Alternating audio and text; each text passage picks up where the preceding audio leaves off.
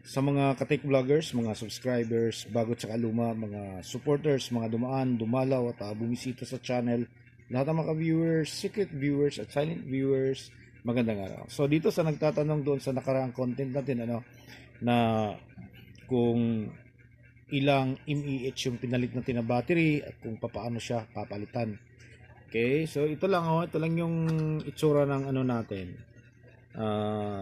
Duplicate or PK na yung copy na Charge Mini. Tapos meron tayong screen na nakalagay diyan. Susungkitin mo lang diyan dito sa taas o dito sa baba. So mas maganda dito sa taas ka magsungkit, pababa. Tapos kapag natanggal mo na yung screen, ayan yung kanyang screw. 1, 2, 3, 4, 5. Okay?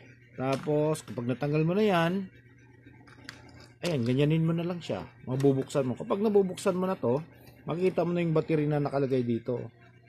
Okay? Ang battery na nakalagay dito dati ay ganyan siya. Maliit lang. Yan. Tapos may foam na nakalagay para humigpit. Okay? Yan lang siya. Pero yung kanyang battery compartment ay nakadesign talaga para dito. Para sa 18650. Yan. Tapos ang pinalit naman nating battery ngayon, para sa nagtatanong ay 1,200 mAh. Ayan salpak na salpak yan. 1,200 mAh yung 18650 lithium ion battery natin. At kung gaano siya katagal i-charge, medyo matagal siya i-charge. So nagdidepende na lang yan kung malaki yung wattage ng charger na gagamitin mo. Dito sa ginamit kong charger na tingnan natin kung ilang ilang watts to.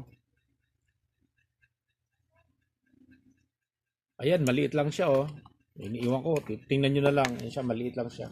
Dito, kung ito yung ginagamit ko, umaabot siya ng isang buong gabi sa pagcha-charge. So malalaman mo naman kapag nag-full charge na siya dahil pag sinaksak mo siya, pupula dito. So naka-charging mode.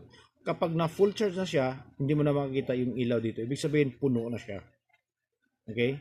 So gaano naman siya katagal gamitin? Gaano siya katagal maubos? Dito kung gagamitin mo siya, okay, hindi mo naman siguro gagamitin yan ng walang patayan na tumutugtog lang. So yung normal use lang umaabot siya ng 3 hanggang 4 na araw. So ganoon na siya katagal kapag napalitan mo na ng battery. So ulitin ko, yung ginamit ko dito ay 1,200 mAh na 18650 battery. So ganun na siya katagal ngayon. Kaya lang medyo matagal lang siya i-charge. Hindi katulad nung dati na ilang oras lang tapos mataas yung wattage ng charger mo, so puno siya agad. Kaso madali naman siya maglubat. Ngayon, matagal siya i-charge. Kung maliit yung charger mo katulad ng ginagamit ko, pero matagal naman siya maubos. Okay? So sana yung makakatulong to para sa nagtatanong So ganun lang yung circuit nito, yung peaking Charge Mini. Yan, naka single chip controller lang siya. Tapos audio amplifier dito wala na. So nandito na lahat yung Nandito na lahat yung function ng pagcha-charge niya. Ito sa SD card. Tapos meron pa siyang FM, meron pa yung auxiliary, hindi lang nilagyan. Tapos ito pa yung sa USB, nandiyan dyan na lahat. Ayan. Okay? Tingnan nyo ng maigi. Single chip microcontroller lang yung ginagamit. Ayan. Tapos audio amplifier. Wala nang ibang active components na nakalagay dyan. Yan lang. Ayan. Okay? So sana'y makatulong to So maraming salamat.